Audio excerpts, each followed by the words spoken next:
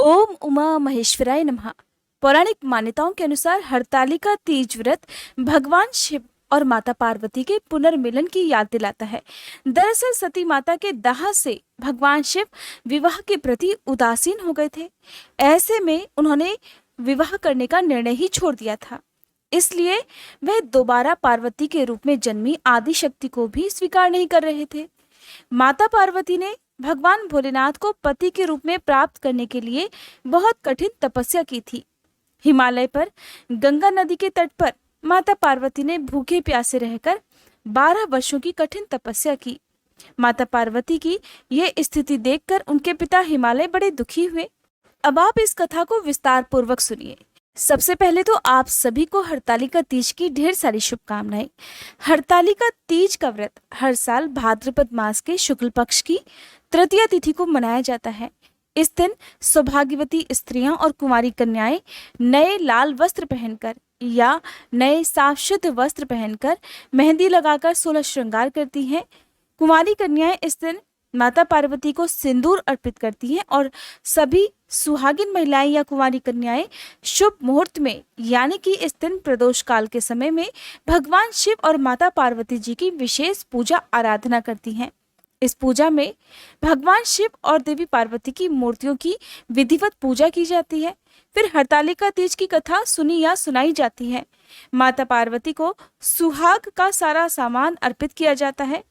भक्तों में ऐसी मान्यता है कि जो सभी पापों और सांसारिक तापों को, सभी कष्टों को हरने वाले इस हरतालिका व्रत को विधि पूर्वक करता है, उसके सौभाग्य की रक्षा स्वयं महादेव और देवी पार्वती करते हैं। हरतालिका तीज व्रत की कथा के अनुसार कैलाश पर्वत के सुंदर शिखर पर एक दिन माता पार्वती ने भगवान शंकर से पूछा, हे महेश्वर, मुझसे आप वह गुप्त से गुप्त वार्ता कहिए जो सभी के लिए, सब धर्मों से भी सरल और महान फल देने वाली हो। हे प्रभु, यदि आप भली भांति प्रसन्न हैं तो आप उसे मेरे सम्मुख प्रकट कीजिए। हे जगत के नाथ, आप आदि मध्य और अंतरहित हैं। आपकी माया का कोई पार नहीं है। आपको मैंने किस प्रकार प्राप्त किया, कौन से व्रत तप या दान के पुण्य फल से आप मुझे वर के रूप में मिले, कृपा पूर्वक इन सभी का वृतांत विस्तार पूर्वक मुझसे कहिए। तब श्री महादेव जी बोले, हे गौरी, पर्वतराज हिमालय पर स्थित गंगा के तट पर तुमने अपनी बाल्यावस्था में 12 वर्षों तक अधोमुखी होकर घोर तप किया था। इतनी अवधि तुमने अन्न ना खाकर, पेड़ों के सूखे पत्ते चबाकर व्यतीत किए। माघ की विकराल शीतलता में तुमने निरंतर जल में प्रवेश करके तप किया। वैशाख मास की जला देने वाली गर्मी में तुमने पंचाग्नि से अपने शरीर को तपाया। सावन की मूसलाधार वर्षा में खुले आसमान के नीचे बिना अन्न जल ग्रहण किए अपना समय बिताया। तुम्हारे पिता तुम्हारी कष्ट साधित तपस्या को देखकर बड़े दुखी होते थे, उन्हें बड़ा कष्ट होता था। तब एक दिन तुम्हारी इस कठिन तपस्या और पिता के क्लेश को देखकर देवर्षि नारद तुम्हारे घर पधारे। तुम्हारे पिता ने हृदय से अतिथि सत्कार करके उनके आने का कारण पूछा। देवर्षि नारद कहने लगे, नारायण नारायण, हे गिरिराज, मैं तो भगवान विष्णु के भेजने पर यहाँ उपस्थित हुआ हूँ। आपकी कन्या ने बड़ी कठिन तपस्या की है। इससे प्रसन्न होकर वे आपकी सुपुत्री से विवाह करना चाहते हैं और इस संदर्भ में आपकी राय में जानने के लिए ही यहाँ पर आया हूँ। नारद जी की बात सुनकर गिरिराज गदगद हो उठे। उनके तो जैसे सारे क्लेश ही दूर हो गए हों। प्रसन्न होकर वे बोले, हे श्रीमान, हे देवर्षि, अगर स्वयं भगवान विष्णु मेरी कन्या का वरण करना चाहते हैं तो भला मुझे क्या आपत्ति हो सकती है।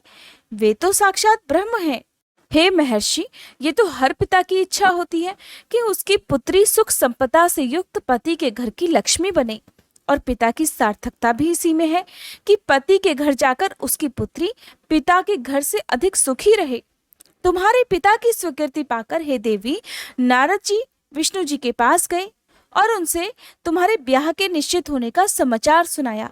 मगर इस विवाह संबंध की बात जब तुम्हें पता चली तो तुम्हारे दुख का कोई ठिकाना नहीं रहा। तुम बहुत दुखी हो गई। तुम्हारी एक सखी ने तुम्हारी इस मानसिक दशा को समझ लिया और उसने तुमसे उस व्याकुलता का, उस दुख का कारण जानना चाहा। तब तुमने उसे बताया कि सखी, मैंने तो सच्चे हृदय से भगवान शिव शंकर का वरण किया है, किंतु मेरे पिता मेरा विवाह विष्णु जी से सुनिश्चित करना चाहते हैं। मैं विचित्र धर्म संकट में हूँ, अब क्या करूं? प्राण छोड़ देने के अलावा अब मेरे पास कोई भी उपाय शेष नहीं है। देवी, तुम्हारी सखी बड़ी ही समझदार और सूझबूझ वाली थी। तुम्हारी सखी ने तुम्हें समझाते हुए कहा, सखी, भला इसमें प्राण त्यागने वाली बात ही क्या है? संकट के अवसर पर बड़े धैर्य से काम लेना चाहिए। नारी के जीवन की सार्थकता भी इसी में है कि पति रूप में हृदय से जिसे एक बार स्वीकार कर लिया, जीवन पर्यंत उसी से निर्वाह करें। सच्ची आस्था और एक निष्ठा के समक्ष तो ईश्वर को भी समर्पण करना पड़ता है। मैं तुम्हें घनघोर जंगल में लिए चलती हूँ, जो साधना स्थली भी हो और जहाँ तुम्हारे पिता कभी तुम्हें खोज भी ना पाए। वहां तुम साधना में लीन हो जाना। मुझे विश्वास है कि महादेव अवश्य ही तुम्हारी सहायता करेंगे और तुम्हारी तपस्या से प्रसन्न होकर तुम्हें पत्नी रूप में भी स्वीकार करेंगे। हे गौरा, तुमने ऐसा ही किया। तुम्हारे पिता उधर तुम्हें घर पर ना पाकर बड़े दुखी हुए, चिंतित हुए, सोचने लगे कि न जाने तुम कहाँ चली गई। मैं विष्णु जी से उसके विवाह का प्रण कर चुका हूँ। यदि भगवान विष्णु बारात लेकर आ गए और मेरी कन्या घर पर ना हुई तो मेरा तो बड़ा अपमान होगा। मैं तो कहीं मुंह दिखाने के लायक भी नहीं रहूंगा। यही सब सोचकर गिरिराज ने बड़े जोर शोर से तुम्हारी खोज शुरू करवा दी। इधर तुम्हारी खोज होती रही और उधर तुम अपनी सखी के साथ नदी के तट पर एक गुफा में मेरी आराधना में लीन थी। भाद्रपद मास के शुक्ल पक्ष की तृतीया का दिन था और उस दिन हस्त नक्षत्र भी था। उस दिन तुमने रेत के शिवलिंग का निर्माण करके निर्जला व्रत किया। रात भर मेरी स्तुति के गीत गाकर तुमने जागरण किया। तुम्हारी इस कष्ट साध्य तपस्या के प्रभाव से कैलाश पर्वत पर विराजमान मेरा आसन डोलने लगा। मेरी समाधि टूट गई। देवी, मैं तुरंत तुम्हारे समक्ष जा पहुंचा और तुम्हारी तपस्या से प्रसन्न होकर तुमसे वर मांगने के लिए कहा। तब अपनी तपस्या के फलस्वरूप मुझे अपने समक्ष पाकर तुमने कहा, हे प्रभु, मैं तो हृदय से आपको अपने पति के रूप में वरण कर चुकी हूँ। अगर आप सचमुच मेरी तपस्या से प्रसन्न होकर ही यहाँ पधारे हैं तो मुझे अपनी अर्धांगिनी के रूप में स्वीकार कर लीजिए। मैं इसके सिवा और कुछ नहीं चाहती। तब मैं तुम्हारी तपस्या से प्रसन्न होकर तथास्तु कहकर कैलाश पर्वत पर लौट आया। प्रातः होते ही तुमने पूजा की समस्त सामग्री को शिवलिंग सहित नदी में प्रवाहित कर दिया और अपनी सहेली सहित व्रत का पारणा किया। उसी समय अपने मित्र, बंधु और दरबारियों सहित गिरिराज तुम्हें खोजते खोजते वहां आ पहुंचे और तुम्हारी इस कष्ट साध्य तपस्या का कारण तथा उद्देश्य पूछा।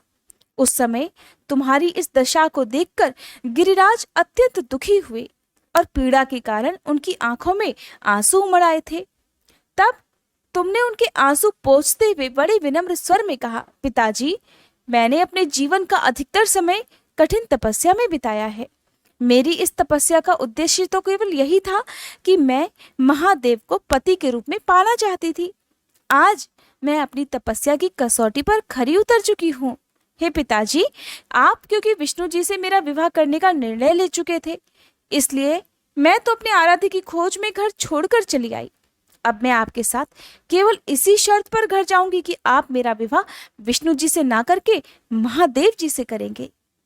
अपनी पुत्री की बात गिरिराज मान गए और हे गौरा, वो तुम्हें अपने साथ घर ले गए।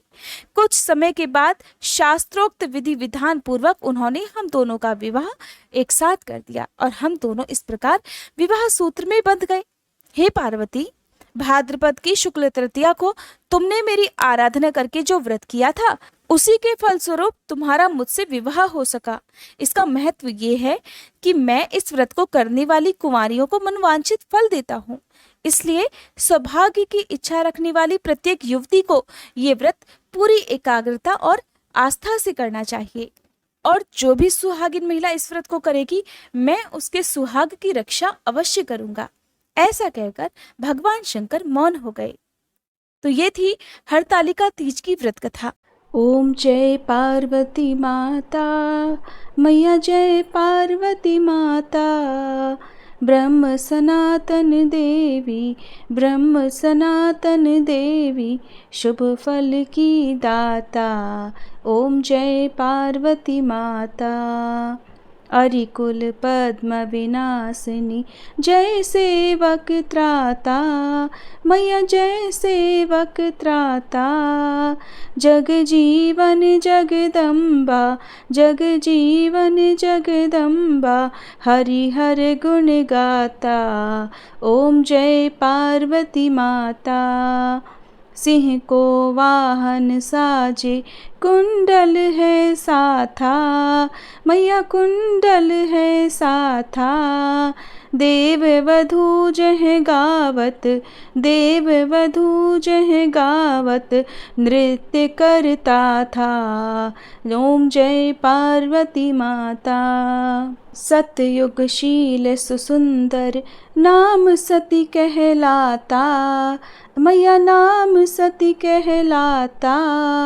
हेमांचल घर जन्मी, हेमांचल घर जन्मी, सखियन रंग राता, ओम जय पार्वती माता।